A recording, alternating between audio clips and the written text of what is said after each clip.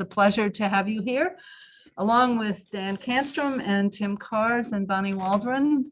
We facilitate the work of the Center for Human Rights and International Justice here at Boston College.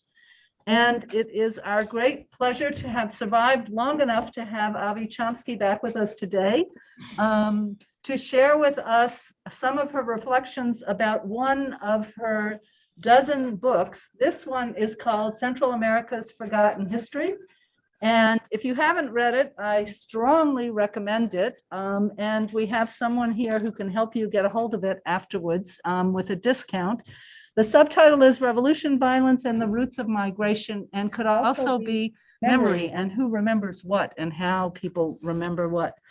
Avi describes her scholarly work as tracing back to the year she spent working for the United Farm Workers Union between 1976 and 1977, and credits that experience with sparking her interest in the Spanish language, in migrant workers and immigration, in labor history and social movements and labor organizing, and in multinationals and their workers, looking at how the global economic forces affect individuals, and also importantly, how individuals organize collectively in resistance and towards social change.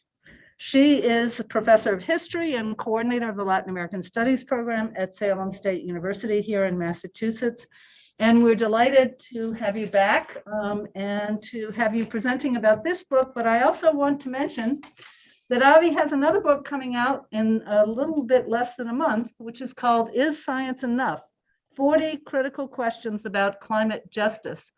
And that too is published by Beacon Press, and that too can be ordered here today if you would like to get a copy mailed to you gratis from Boston College. So thank you, Avi, for being here. And we have people on Zoom and you here. So we won't ask you to introduce yourselves as we start, but in the discussion, as you ask questions, if you can locate yourself a little bit so Avi has a sense of where your questions are coming from.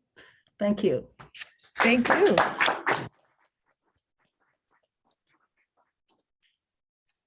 Thank you so much for inviting me, and thank you all for coming. And I have to say, this is, I'm teaching in person, so it's not like I'm not in groups of people all the time, but this is my first in-person event since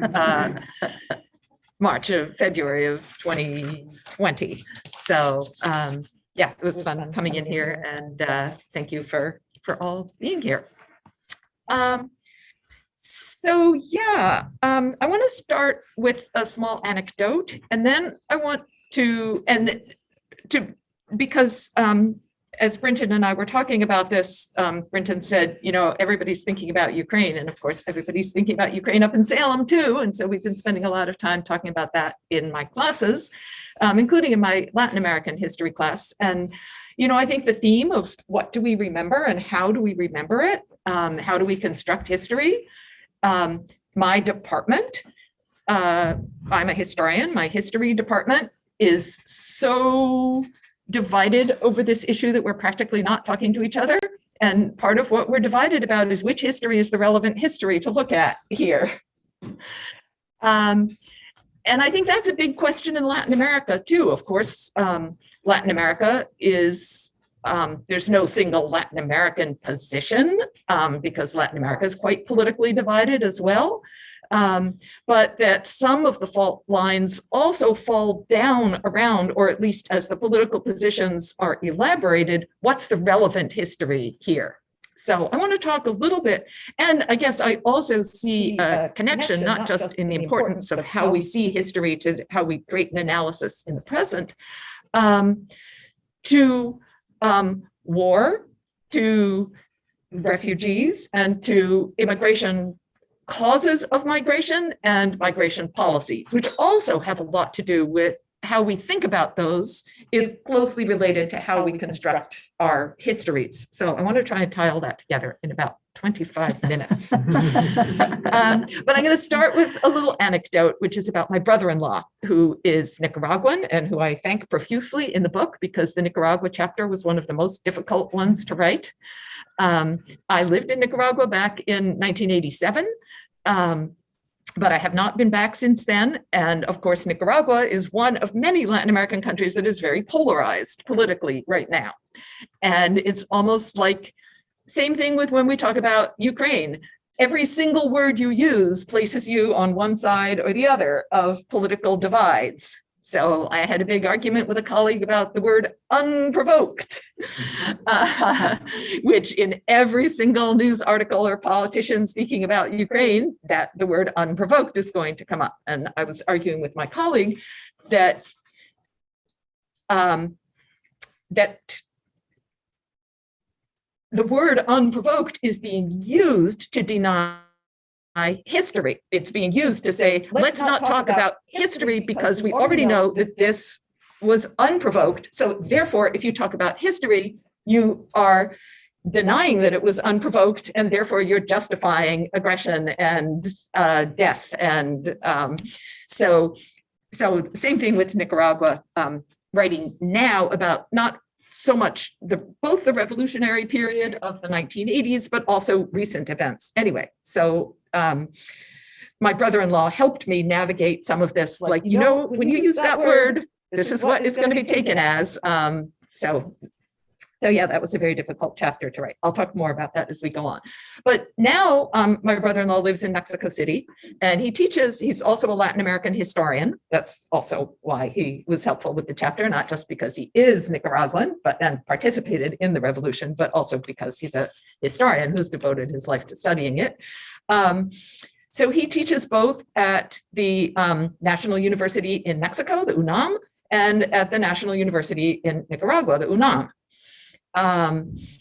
And so during COVID, all his classes were online, of course. And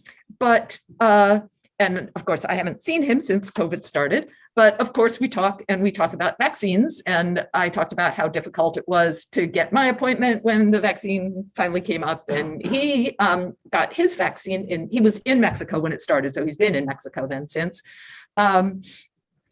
He got his vaccine through the university, and they just called in all the faculty, and they didn't have a choice. I didn't have a choice either about which vaccine I got, but the vaccine that they were giving out was CanSino.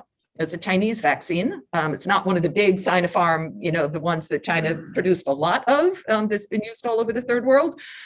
So we were like madly looking up CanSino, like, is this a real vaccine? Is it safe? Is it good? And there wasn't much known about it because it was produced on such a small scale. So there just wasn't that much information. Then last fall, he went to Nicaragua to teach in person at the UNAM because they were teaching in person. And he said, we were all saying, maybe you should get vaccinated again now that you're in Nicaragua. And because and the CanSino was a single dose vaccine, and we're all getting boosters already anyway. So in Nicaragua, he got vaccinated with what they were giving out at the UNAM, which was Sputnik. And Sputnik, there's a lot more study and information, and it's a 2-dose, and it's like, okay, good, now you're fully vaccinated. We're convinced that you're fully vaccinated. And he's also at risk because he has asthma and he's overweight. And anyway, so he got Sputnik. So the reason I wanted to start with that anecdote is that China and Russia look kind of different from a Latin American perspective. And the United States also looks kind of different from a Latin American perspective. That is, we have been so, my daughter just sent me that old Bob Dylan song, I've learned to hate Russians all through my whole life. If another war starts, it's them we must fight. Those of you who are my age remember that song. With God on our side. Here, I think we've been so socialized over the last 10, 15, 20 years that Russia and China are just the epitomes of evil. And of course, we've also been socialized that the United States is the epitome of good. And everything the United States does in the world is good. Everything that Russia does is bad. And everything that China does is bad. But from a Latin American perspective, that dichotomy is not quite so clear. And the reason I told the vaccine story is that from a Latin American perspective, like, wow, the United States has all these vaccines and they won't let us have any of them. And they're more interested in protecting patents than they are in letting poor people get vaccinated. Whereas the vaccines that people are getting in Latin America are Russian and Chinese vaccines because they're sharing their vaccines. So that of course there are great political divides, but the kind of knee-jerk, if China's doing it, must be bad. If Russia's doing it, it must be bad. And if the United States is doing it, it must be good. there's almost an opposite knee-jerk reaction. Like if the United States is doing it, it must be bad from a Latin American perspective. So I wanted to say that to start out. So Latin America's political divides do fall into a left and right spectrum, a left wing and a right wing. If you look, and both the left and I'm not sure about the right. Now there's a right wing in the United States that's more similar to Latin America's right wing, but certainly the left is more like we don't really have a left in the United States that compares to the left in Latin America.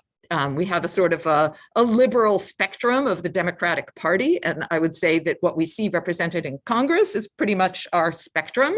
And we have at the very furthest edge, one single person, Bernie Sanders, and then everything moves to the center from there. Whereas from a Latin American perspective, Bernie Sanders would be kind of in the middle of their spectrum of what the left is. And there's multiple leftist parties that participate in politics and win elections and do other things. But responses to the invasion of Ukraine don't fall neatly along left-right lines. Some of the factors that play into Latin American responses, one, there's a very strong opposition to imperialist aggression and support for the rights of sovereign nations not to be invaded. So there's a very strong support for sovereignty. Now, in the United States, we're also hearing now about sovereignty and how important sovereignty is. And sovereign is another word, almost like unprovoked, that's being thrown around here for us. Putin invaded a sovereign country, and that's what makes it so bad.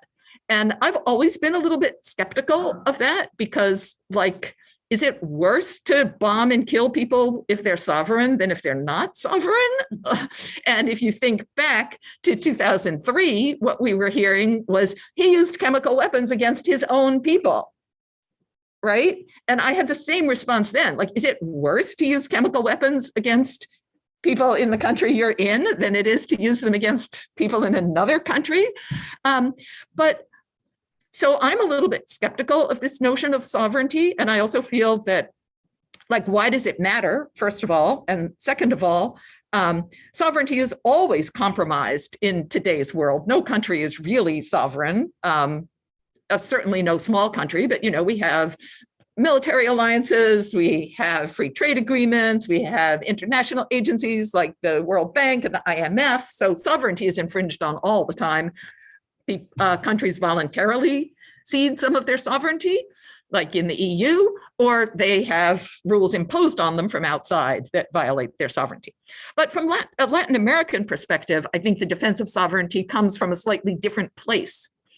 Like right now, but in the case of Iraq, we never heard that it's terrible to bomb a sovereign country. We only heard he used chemical weapons against his own people. So I feel like the United States invokes sovereignty when it's convenient to attack an enemy, but ignores sovereignty and focuses on something else, like he used chemical weapons against his own people when it's to justify a US violation of sovereignty.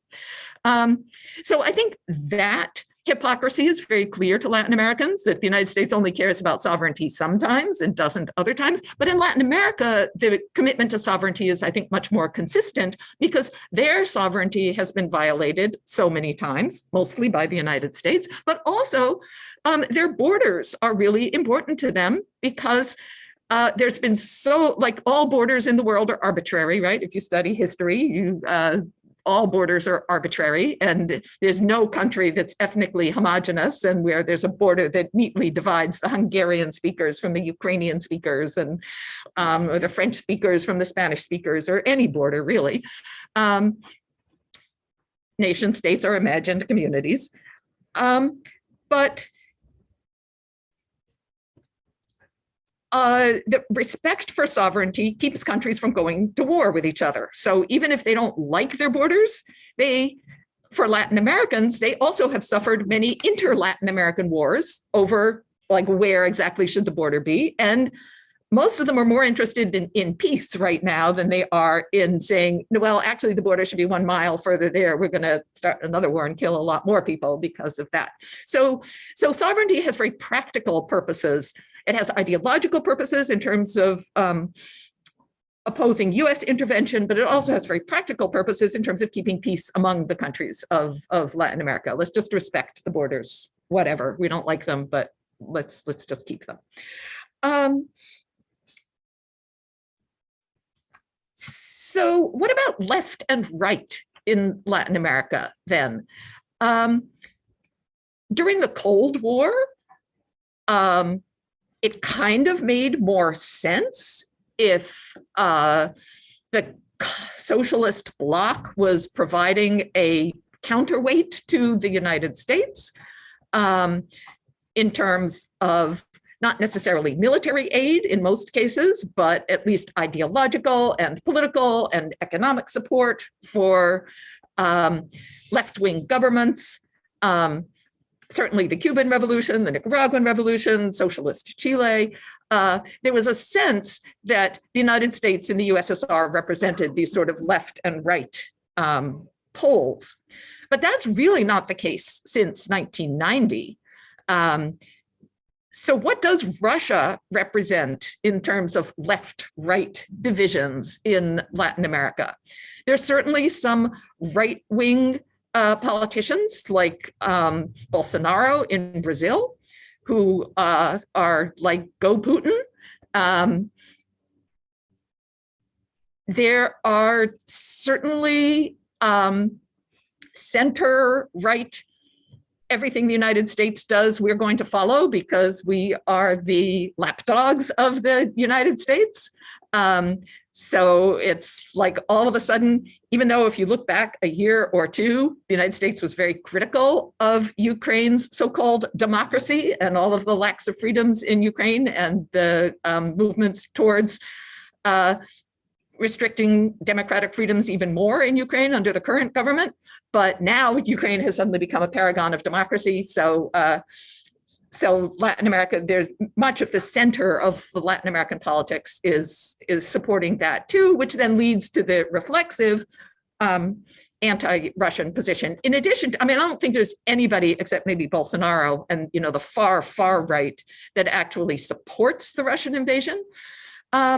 But then on the left, there's also some divisions between the sort of anti-imperialist left that wants to defend sovereignty and that is horrified with at the invasion, and strands in the left that are more that look at a different history. Russia doesn't really necessarily represent the left, but Russia is the one that gave them all their vaccines, as opposed to the United States, which didn't. And you notice that it is the supposed left-wing countries, Cuba, Venezuela, Bolivia, that have been most reluctant to condemn the invasion and are most likely to see it in a context of, you know, the United States has been intervening there for a long time too. And a colleague of mine asked me, do you think it's a good comparison to say, you know, the United States is to Central America as Russia is to Ukraine? That is, these are empires that are trying to control the countries around their borders. And I said, no, actually, I think it's a better comparison to say the United States is to Central America as the United States is to Ukraine. Because for many Central Americans, what they see the United States doing in Ukraine over the past 20 years or so is regime change. It's USAID for developing so-called pro-democracy projects with a very clear political pro-US goal, trying to push Ukraine to move into the European embrace and to adopt anti-Russian positions. Regime change, I'm talking about 2014, not a long time ago. Imposition of IMF structural adjustment programs, so that they, from a Latin American perspective, the United States is basically doing the same thing in Ukraine that it's always done in Latin America, and using Ukraine as a pawn in a geopolitical struggle in which Ukraine is the victim. That is, the US government is saying, go, fight, go, die. We're going to give you all the weapons you want to kill as many people as you want and get killed as many of you as you want. But of course, we don't want to get involved because we don't want to die. We want you to die for us. And the for us is not to preserve democracy, it's to preserve US hegemony. And I think that is what it looks like for large sectors of the Latin American left. So memory, and how does that play in? Those who take what I would call the right-wing position, which is also the position of Joe Biden and the Democratic Party in the United States. It's kind of the one I just described, like it's rah, rah, go Ukrainian nationalism. And we'll give you as many weapons as we can, as long as we don't have to suffer for it. Suffer the actual consequences, as long as you're the ones suffering the consequences of all these weapons that we're pouring into this conflict.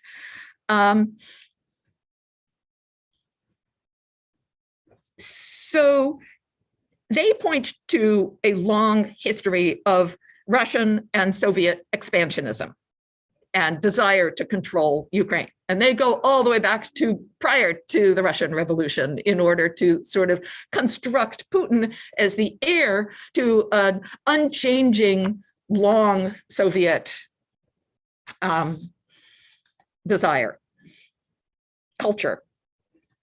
Those who are more critical of the role of the United States point to the history since 1990. They point to the history, well, maybe they would even go back before 1990 to World War II, looking at how the United States created NATO as a way of establishing US hegemony in Europe after World War II. And with the fall of the socialist bloc and the dismemberment of the USSR at the end of the 1980s, beginning of the 1990s, instead of claiming the peace dividend, said, actually, we need even more war now. We need NATO to get stronger and expand, and we need to maintain this animosity with Russia, even as we are imposing our structural adjustment and all these programs on them, that we need this enemy basically to support our arms industry, because without our arms industry, who are we? So the question of which history do you look at? Do you look at the history of US interventionism in Europe, and especially the expansion of NATO since 1990 as the relevant history? Or do you look at the history of Russian nationalism as the relevant history? And I almost feel like it's the debate that's going on, like the two sides never talk to each other because they're just talking past each other when I look at what is... But I have to say that the side that wants to look at the history of US hegemony and NATO expansionism is extremely minoritarian, and you will only find it in like the alternative left press, or if you listen to Democracy Now!, it really doesn't make its way into the mainstream media at all, which seems to be 100%. And that includes what we consider to be the progressive, like, CNN, MSNBC, are all just completely on the let's kill as many Ukrainians as we can bandwagon. And to me, that's what their position looks like. Let's kill as many Ukrainians as we can, because it's going to improve the position of the United States in its competition with Russia. So go Ukraine, they say, we support Ukraine, but to me, they're not supporting Ukraine at all. They're supporting a particular vision of US hegemony in Eastern Europe, and consigning many Ukrainians to die in favor of that. Okay, now I have 5 minutes to move to Central America. Okay, but war causes refugees. We've all been seeing that. The United States, which has kept its southern border closed to refugees, which has made it extraordinarily difficult for refugees to get into the United States, which Biden just crossed the threshold of deporting 20,000 Haitians this week since he took office. that is Haitians who were trying to get into the United States, made it practically impossible for people from Central America to ask for asylum in the United States. Since Trump and Biden has done very little to improve that. But the consensus that we have to support Ukrainian refugees because they're fleeing from something really bad, and not support Central American refugees because they don't have a history. There's no explaining why they're coming here. There's just something wrong with their countries, something essentially wrong with their countries. I think mirrors so the question is, which history do you look at? And that the US administration and mainstream chooses not to look at the history, which I'm going to tell you about in the next 4 minutes, which is, of course, the revolutions of the 1980s. The United States has been involved in Central America since the 1890s. The entire 20th century, the United States has been involved. I'm not going to go over all that history, but the current wave of refugees definitely dates back to the revolutions in Nicaragua, successful revolution in Nicaragua in 1979 that overthrew the US imposed dictator, Anastasio Somoza, and the revolutionary movements in Guatemala and El Salvador. Honduras was turned basically into a US Air Force base, military base, to project US power into those three countries. The United States began the Contra War against the Nicaraguan Revolution, against a sovereign country that had never used chemical weapons against its own people, during the entire decade of the 1980s, and supporting right-wing military governments that were the allies of the United States in Guatemala and El Salvador. This is when we start seeing, and the revolutions were really trying to overturn a political economic order that the United States had supported in their countries of large landowners controlling the country and working in an export economy for a particular kind of economic development that displaced peasants, threw people into the cities, did not create jobs for them, but created a lot of profits for US investors and importers. In the 19th century, it was coffee and bananas. In the 20th century, it's to sugar, cotton, beef. And so these were peasant struggles for land and for food sovereignty. It wasn't called food sovereignty back then, but what we would today call food sovereignty. And the United States was not about to let those happen. And this is when we start seeing refugees coming into the United States. So how did the war lead to today's migration? I'll just go over these wars lead to today's migration. First of all, the refugees who came in the 1980s, because those wars are over, right? Central America is supposedly at peace now. Those refugees started chains, and migration comes in chains. Once you have a family member or a person from your village somewhere, the chain is started and more people can follow. So the wars themselves started the chains. The wars also uprooted hundreds of thousands of people from traditional villages. People from traditional villages rarely get up and migrate, but once people are uprooted, that starts another kind of chain where people will move to a regional city, they'll move to the capital, and they'll end up moving to another country and often coming to the United States. The crushing of the left, which is how all of the wars ended, basically, in the 1990s, crushed also the left-wing political project that so many poor people in those countries believed would bring them a better life in their own country. So that brought about two effects. One, hopelessness, and people giving up on the possibility of making things better in their own countries. They tried, they fought, they lost loved ones, they survived, and now they're left with no options. They leave. But it also paved the way for the neoliberal order starting in the 1990s, which is what characterizes Central America today and what's the most immediate cause of the outflow of refugees now. They're refugees from neoliberalism. And what the neoliberal economic project did was what it did everywhere, cutbacks in state social services, cutback in social welfare, in everything that the revolutionary projects, and even where the revolutions were not successful, governments were often forced by the revolutionary movements to take some steps towards things like social welfare, land reform.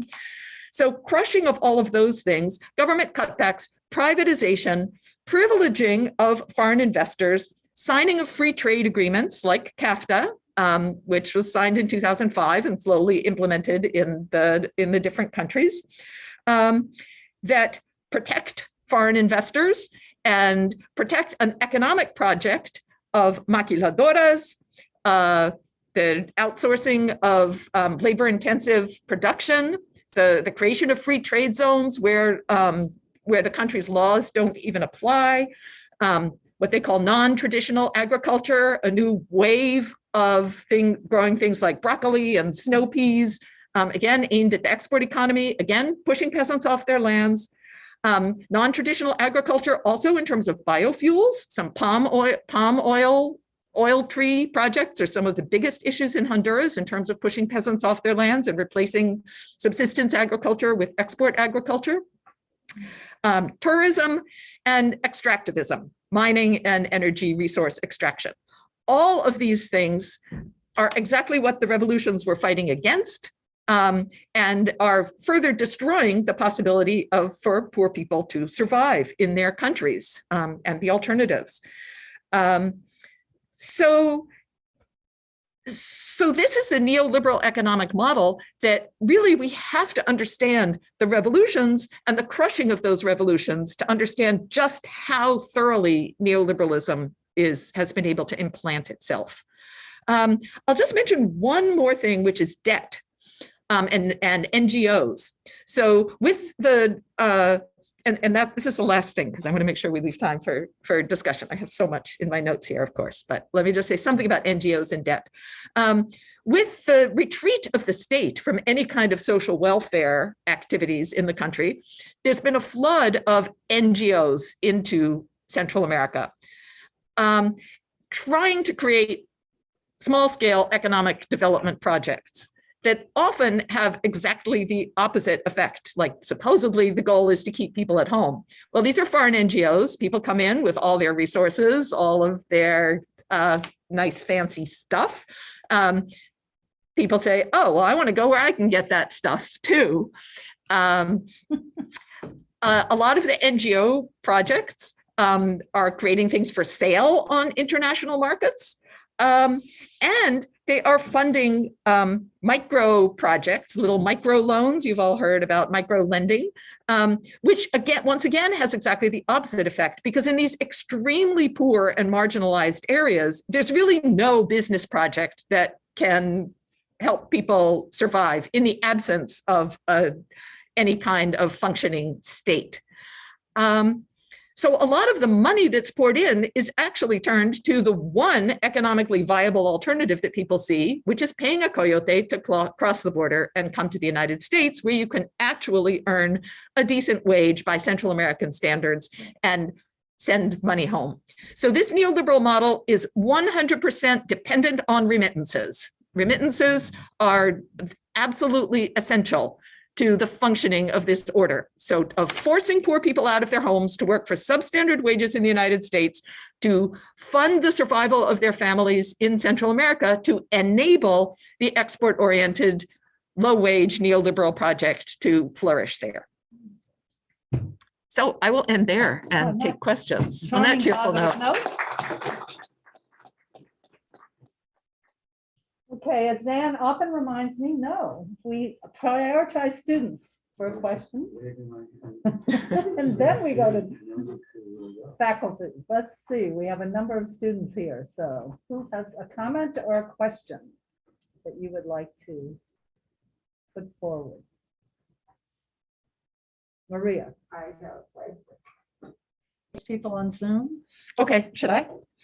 So the question is, the situation in Venezuela seems very different from what I was just describing in Central America, because in Venezuela, there's been a supposedly leftist government in power for several decades, and it's been the left in power that has caused this tremendous increase in poverty and in migration and dependence on remittances. So yes, I was talking specifically about Central America here, and Venezuela's history is obviously, it has shared characteristics, but it also has some very different characteristics. And the oil industry is one thing that makes Venezuela's history very different from Central America.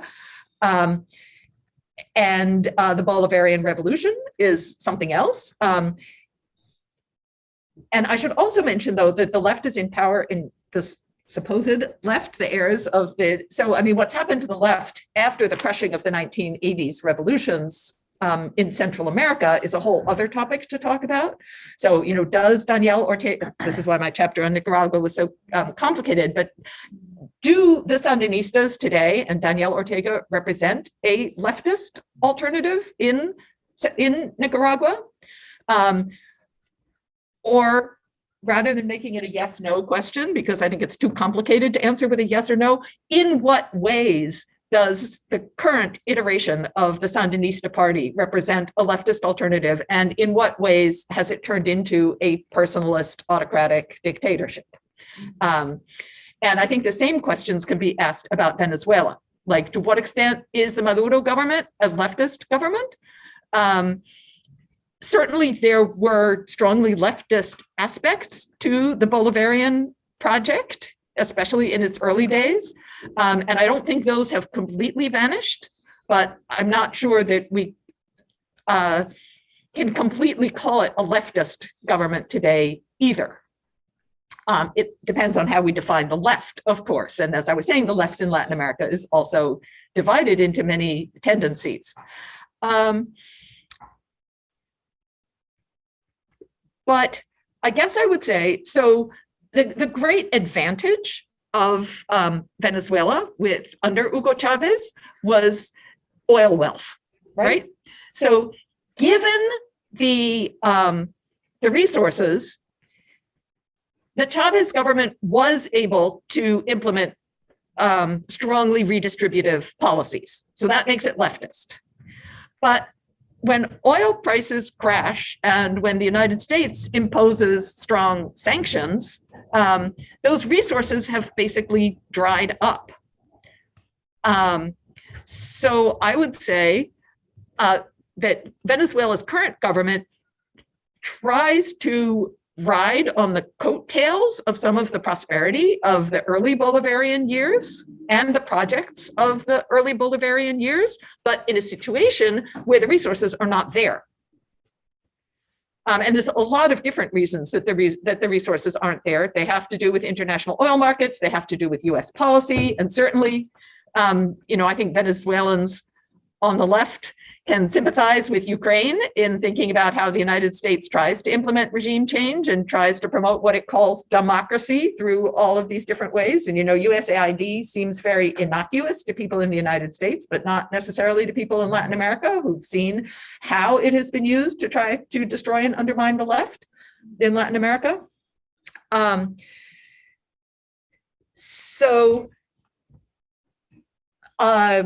You know, poverty, economic desperation, suffering, and flight out of Venezuela is very real today. And I actually spend a lot of time in Colombia, not in the last 2 years, but before that, near the Venezuelan border. And Venezuelan refugees are not received very well by the general population in Colombia either. So that's a whole other piece of it.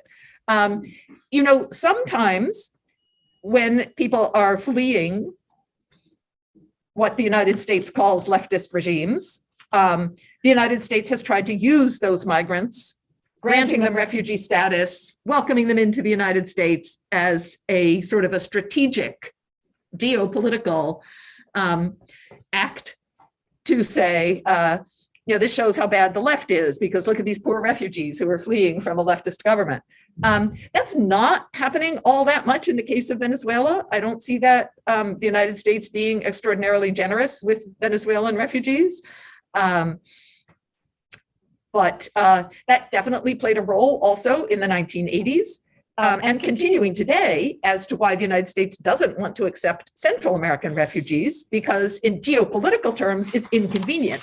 Like, these are supposed to be great countries that we're supporting. So how can they be creating refugees? And that was as true in the 1980s as today. But I should also point out that Nicaragua was one of the Central American countries that sent very few refugees northward during the revolutionary decade of the 80s, where the revolution was actually in power. And it to this day sends far fewer refugees northward than do the countries that are under firmer US control, Honduras, Guatemala, and El Salvador, where the left was more thoroughly crushed. So that adds yet another, so that aspects of the Sandinista revolution, in particular, the destruction of the oligarchic police and military that are still basically in power in the rest of Central America, like that was a long-lasting effect of the Sandinista revolution, which has led to much lower levels of violence in Nicaragua, even in neoliberal Nicaragua, and now maybe pseudo-leftist Nicaragua, what we have today. Thank you. Yes.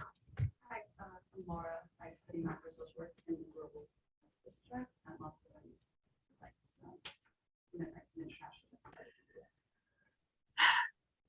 You want to repeat? Oh, yes, repeat the question. So I had mentioned that NGOs often complement, and in doing so, help and promote the neoliberal order. And are there ways that international organizations and aid organizations can more constructively support grassroots organizations?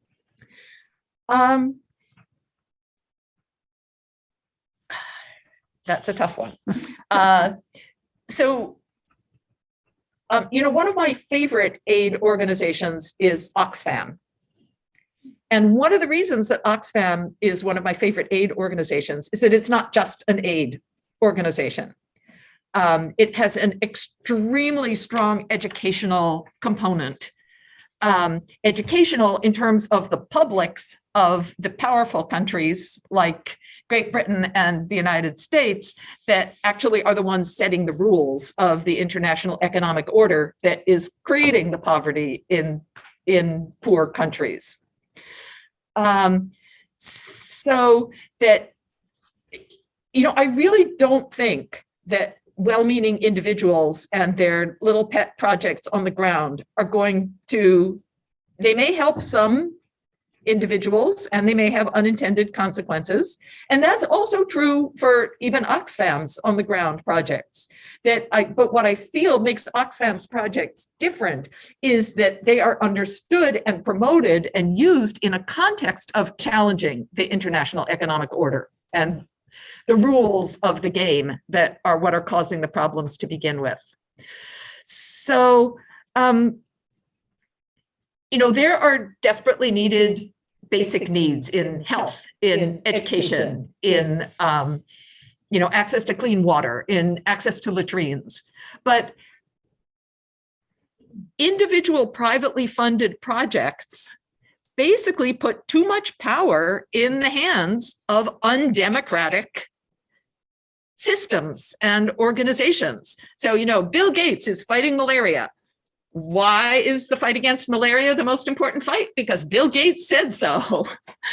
Grassroots movements and governments, like in a real democracy where people have a voice in what their government does, maybe they would want funding for an anti-malaria program. Maybe they have other priorities. Bill Gates wants to support charter schools, so we're all getting charter schools because that's what Bill Gates wants. So that's not democracy, right? And there's something deeply undemocratic about NGOs and who gets to make the decisions. And sovereignty. I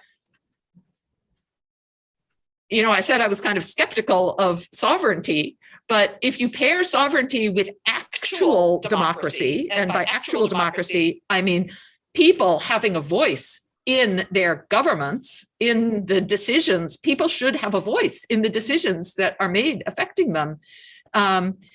So I kind of feel like the fight for sovereignty and democracy has to be a component of what we try to do, rather than just saying, okay, we decided we want to build a latrine in this village. Well, what is the impact of it going to be? Like, is it actually going to work for the people there? And what are the people in the next village over going to think when this village, it creates these ties of dependence. And sometimes the latrines are built and they're never used because they're in the wrong place, or they use the wrong technology, or the privatization of aid is just not the way things should be.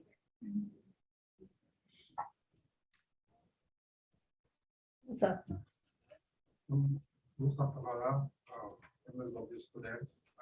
I have two questions. The first, you mentioned helping those refugees. Okay, thank you. So there were two questions. The first one, and the first one was that I said that the United States is trying to preserve its hegemony in Europe. So what did I mean by that, by hegemony? Well, I'll get to the second one after I answer the first one. So I always talk about hegemony in my classes, and I always remember to stop and say, does everybody know what I mean by hegemony? And nobody ever knows what I mean by hegemony. So there's defining the word, and then there's explaining what I mean by US hegemony in Europe. So defining the word means power, domination, control, and it can be military, it can be political, it can be cultural, but yeah, power, domination, control. But what about you? So US hegemony in Central America, I think, is pretty obvious to people in terms of repeated military interventions, control of the economy through foreign investors and international financial institutions and trade agreements that severely limit Central American governments' sovereignty and are designed to promote the profits of US corporations, both in the United States and those that invest in Central America. And in the United States, I would look particularly at rules that prevent Central American countries and Mexico through NAFTA from developing their own industries or protecting their own industries. So one of the big ones in both Mexico and Central America is corn.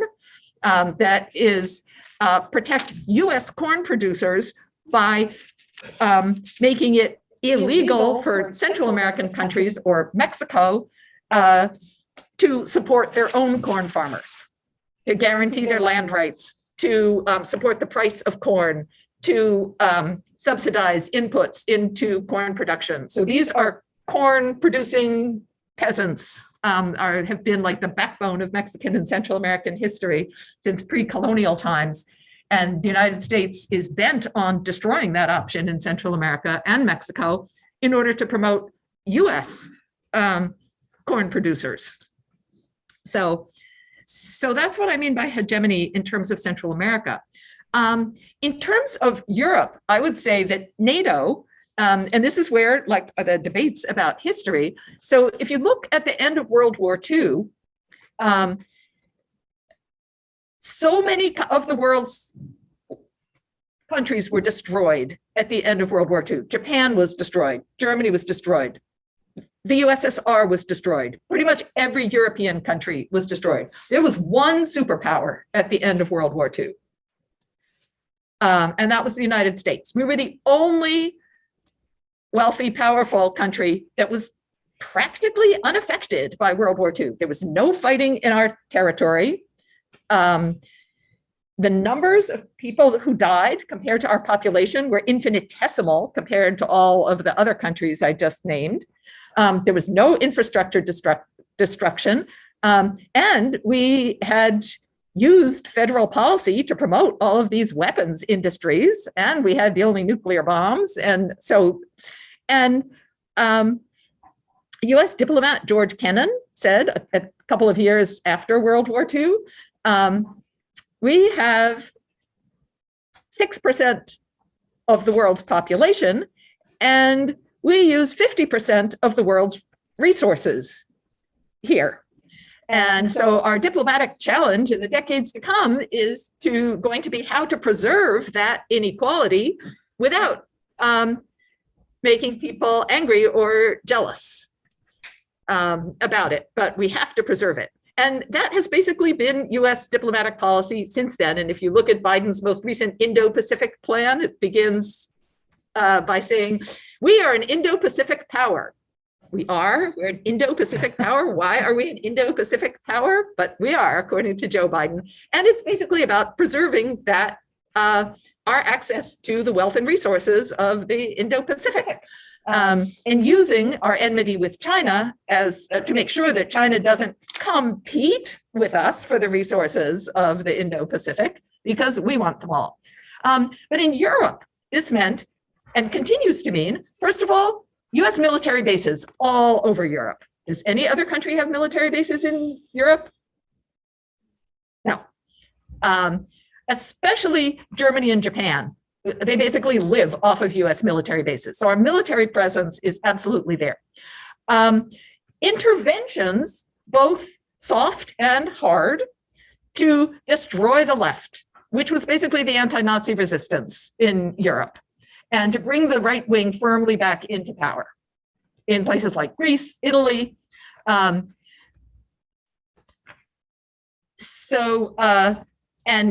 in a softer way in some other parts of Europe, but to make sure that no leftist movements threatened US hegemony at the end of World War II. And the, Radio Free Europe and the Cold War, and NATO, that is bringing the European countries into a US-dominated military alliance, creating great opportunities to continue our arms industry, because in theory, the war is over. We don't have to waste so much producing weapons, but now we've made everyone dependent on it, so we have to keep doing it. So we need an enemy, so that's going to be the Soviet Union, and we have to force Europeans to stay subservient to us by buying our arms. And the US military presence in Europe, the US domination of NATO, and of course, the United States immediately gets involved in aggressive wars against sovereign nations as soon as World War II is over. Korea, Vietnam, all of these wars are wars about destroying a leftist alternative and seeing the world in as the left everywhere is out to challenge our domination, just like Kennan said, and we have to make sure it doesn't happen. So whether it's in Greece, whether it's in Vietnam, whether it's in Africa, whether it's in Central America, the left simply cannot pose a challenge to US hegemony. So the second question was, what should US policy towards Central American refugees be? And I would say towards refugees in particular, the United States should have an open border. I don't see any reason to have a closed border. An open border would be much safer. It would make it much easier to confront gangs and drug trafficking around the border. There wouldn't be gangs and drug trafficking around the border if we had an open border. It would create a lot more peace. It would create a lot more human rights. There would be no downside to it as far as I can see. I can talk more about that. I know we hardly have any time left, but having an open border would not solve all of the problems. And I think we owe Central America a lot more for the destruction we have wrought there than just having an open border. I think we need to undo a lot of the things that we have imposed on Central America, including the trade rules that I have talked about, including the rules imposed on them by international financial institutions that I have talked about. I think there should be a debt jubilee. Those countries' debts should be erased. They should not be forced to pay back what a few oligarchs have benefited from. And two other things that I think we should do to try to shift the balance of the international order. One, we should raise the minimum wage in the United States, and all workers should have a right to work and to receive the minimum wage, because U.S. remittances to Central America are so much larger than any aid the United States has ever given to Central America. And if we were to treat workers decently, that would be a huge economic boost for Central America because there's so many Central Americans working here.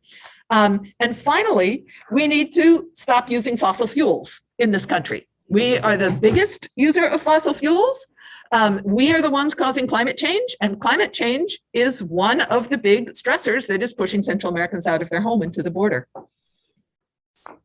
Dan, you want to ask the final question? Oh my God, I have so many questions. Let me ask you two, and thank you again for this very provocative and interesting presentation. I have two questions. One is really specific, just based on the last thing you said, which is if we were to try to develop an open border for refugees, I'm assuming that you, as do I, are taking a more capacious definition of refugee than the narrow Geneva Convention one. But that still raises the question of how and by whom and where would you determine who is a refugee for purposes of the, so there's a problem there, problem of implementation. On the second question is bigger, and maybe, and please feel free to just say we don't have time to answer it. But I was really appreciating your deconstruction of sovereignty, which I completely agree with, and I think the rise of U.S. propaganda in this moment has been stunning to me, as it has been to you. We're only getting one side of the story, but nevertheless, I found myself thinking that a lot of this debate for me comes down not so much to looking at the past, but trying to predict the future and trying to assess one sort of central question. And it's analogous to the question that we would have been having if we were discussing whether Egypt should have sided with Nazi Germany as against the British Empire, or India. It's that assessment of evil. To me, it comes down to this question of is Putin a fascist, and are we really facing something? Because he's articulating sort of Hitler-like justifications for going into the Sudetenland, folkish nationalist things. That makes me very nervous. It makes me think maybe this is a moment where we need to not balance things so carefully, because we could be facing true evil. I'm not sure where I come down on it yet, but I'm just saying, for me, that's the way I'm thinking about it. Okay, I don't so know if that's a question. should I repeat that question, or do you think Yes. people heard that? No, Repeat it? Okay. So the first question was open border for refugees. How do we determine who is a refugee? That one's really easy to answer. I think we should have an open border for everyone, not just for refugees. So we don't have to worry about who is a refugee and who isn't. I mean, I think all legally imposed status differences are inherently discriminatory. And we should not have legally imposed status differences that have legal ramifications, so that you have certain rights that I don't have, or I have certain rights that you don't have. Why? In theory, we oppose those kinds of legalized discrimination. So why don't we live up to our word and say no legalized discrimination against people based on where they're born either? I have That's an answer, but I'm going to spare you. the second question is goes back to Ukraine and asks, is Putin a fascist? And are we seeing another Hitler? And is Putin determined to conquer all of Europe? So we really have to stand up to him, because otherwise he's going to conquer all of Europe and then come for us. So I can't tell you whether or not Putin is a fascist. We can have a long discussion about what fascism is, and whether Trump is a fascist, and whether Bolsonaro is a fascist, and whether Franco was a fascist. And, where historians can spend a lot of time trying to pinpoint who exactly is a fascist, or what fascism even means, whether Biden is a fascist. So I'm not going to try to answer the question of whether Putin is a fascist. But does Putin have a goal of establishing domination over all of Europe? I was just this morning reading what I thought was a really good article in the Boston Review about this very question. And I really think it requires us to ignore all of post-Soviet history, to delete it, to come to where you are now. And to go back to what I said was the other historical understanding of Russia as this inherently expansionist, since pre-revolution, pre-1917, Tsarist Russia too. So, Germany and France have fought over their borders several times in the 20th century, but they came to an agreement and now they're not fighting over their borders. Russia, the USSR, Russia prior to the USSR definitely has had different visions of where their borders should be. But in 1990, Russia pulled back and said, okay, these are going to be our borders, just don't aim weapons at us. These countries along our borders should not be part of an anti-Russian military alliance. And that position has been really consistent. It's true that Putin now, in this fever of propaganda that we are also being subjected to, our own fever of propaganda, Russians are being subjected to their fever of propaganda. And in that fever of propaganda, we're hearing Ukraine is a bastion of democracy. Nobody would have said that a year ago, but now that's all we can hear. Ukraine is a bastion of democracy. Those Ukrainians are so brave. Actually, most Ukrainians are doing what I would do if I was in a similar situation. They're trying to leave. They want to survive. They want their children to grow up. That's what most of us want. We want our children to grow up. Really, what do I care if I am living under a right-wing capitalist oligarchy called Russia or a right-wing capitalist oligarchy caused Ukraine? I just want my children to grow up safely. If it comes down to that. Of course, I might also want to try to do things to change the oligarchic capitalist right-wing government that I'm living under, but not at the expense of losing my children.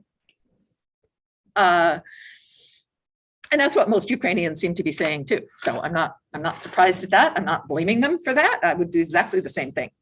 The ones I'm blaming are, so there's another old song from the 670s, Phil Oakes's I ain't a marching anymore. It's always the old who lead us to the war, always the young who fall. You got to sing it through your nose like you did. Everybody has to go listen to it. I'm not going to sing for you. I ain't a marching anymore. It's basically the same message as Dylan's with God on our side. The people who are making the decisions are not the ones risking their lives. Biden is not out there risking his life for Ukraine. He's just out there urging other people to risk their lives for something he wants. Biden and pretty much every single person in Congress is taking the same position, and pretty much everyone in my department is taking that position too. We want lots of Ukrainians to die so that we can feel good and powerful. It just makes me so angry. So yes, Putin right now is trying to mobilize some of that Tsarist, grandeur of Russia. Zelensky is also trying to mobilize some fascist Ukrainian nationalism right now. And the United States is trying to mobilize insanity. So I don't really think that what our leaders in their fevered nationalist dreams are saying. I think if we look at the history since 1990, it's really clear and consistent, and that Russia, until 2014, made no moves to have any kind of military action or domination against Ukraine. It wasn't until the United States intervention in 2014 and the constant dangling of an anti-Russian military alliance, which Russia even has accepted on others of its borders, but said, you know what, this is the last piece and we're not going to accept it. I really think that history cannot be ignored, even though we are hearing this kind of fevered nationalism. But where fevered nationalists go once they get on their bandwagons, I can't predict.